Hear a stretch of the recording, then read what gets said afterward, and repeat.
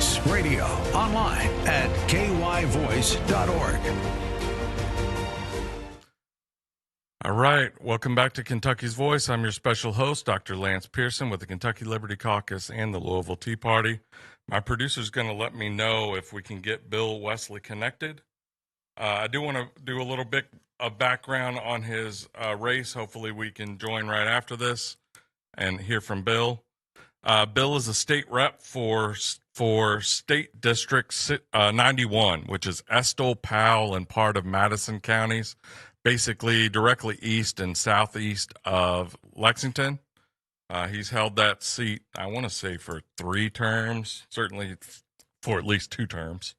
And he is running now for state senate against what turned into an incumbent race.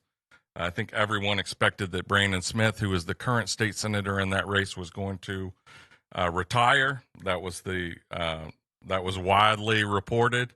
But I don't know if it was the last moment, but late in the race, late in the filing, he decided that he was going to rerun for this. And so Bill is committed to running for this race as well. So a little bit of background. Why is this what I consider to be probably the most important state senate primary in the state? Well, first, I think Bill is a great guy, and hopefully we'll have him on so you can hear from him a little bit later. But the second is Brandon Smith, especially recently, has become quite scandal-plagued. And so this is a chance for us to basically take one of the people that is considered one of the most socially conservative House members and upstanding individuals. He's actually a former preacher. He may actually continue to do some ministry in the Eastern Kentucky area, and replace it with somebody who has had some recent scandals. So let me recount a couple of those scandals. Brandon Smith owns a company that he started, I think, about a decade ago, known as Mohawk Energy. It started off as something that was going to do like coal mine remediation, like converting old coal mines into productive uses. However, sometime around, right after COVID, sometime around 2022, he decided to switch that business over to like rehabbing equipment for cryptocurrencies, basically covering for doing Bitcoin and repairing the processors and the computer components that do Bitcoin mining. All right. And so the good thing was this was supposedly going to increase tax revenue for Letcher County, which is one of the poorer counties in the state. So he got into this venture. At this point, it's not clear that that has panned out whatsoever. He is in the midst of 2 pending lawsuits, and so, obviously we'll wait for those to be resolved. But one of the business partners that he had is he bought a warehouse off of a guy named Ricky Dale Cole. Ricky Dale Cole owned a large warehouse in Letcher County that he estimates was worth somewhere around $7 or $8 million.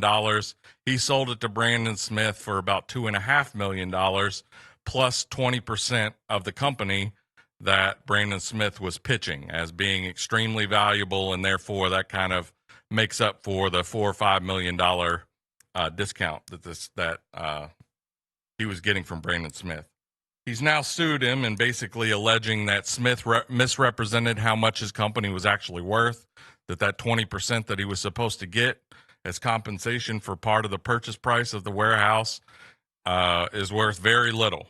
And so it's basically a lawsuit claiming that there was fraud in the business and misrepresentation of the value of businesses.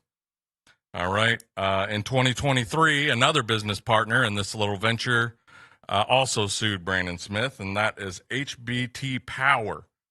This is a Chinese company that was supposed to basically be training Eastern Kentuckians to repair these Bitcoin mining machines, these computer systems that are supposed to be mining Bitcoin processors.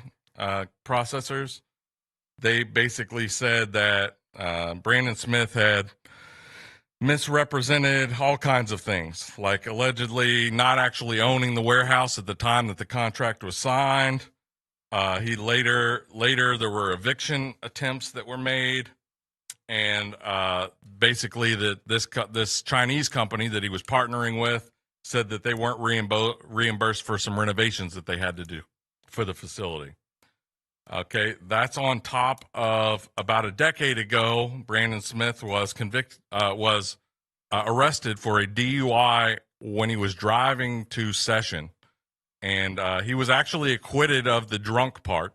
That the jury found that he wasn't significant, he wasn't enough over the legal limit in order to be prosecuted for that. It was just they basically reduced it to that he was speeding.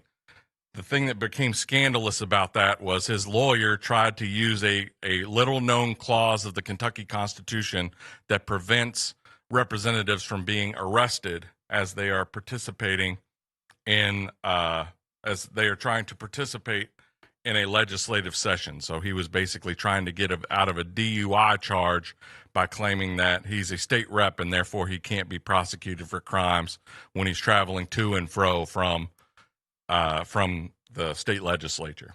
All right. The final thing that recently came out is he got into a little squabble that he decided to take to the floor of the state Senate. He basically claimed that the Family Foundation had endorsed his candidacy against Bill Wesley in this race, and also that the NRA had endorsed him in this race. Neither of which seemed to be true. So, producer, can we pull up the image of this billboard in question and then transition that over to a close-up of what we're talking about?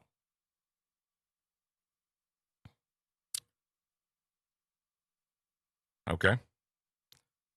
So for our listeners on the radio, he basically plastered a gigantic billboard up.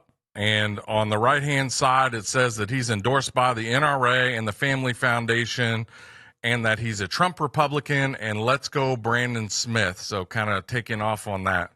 So if we could hit the next image, which is a zoom in on those endorsements, you can see there on the right-hand side. I believe he included this in mailers as well, but certainly that billboard we've got a giant picture of it. Now, the Family Foundation is a 501c3, and therefore they are not legally allowed to endorse anyone in these races.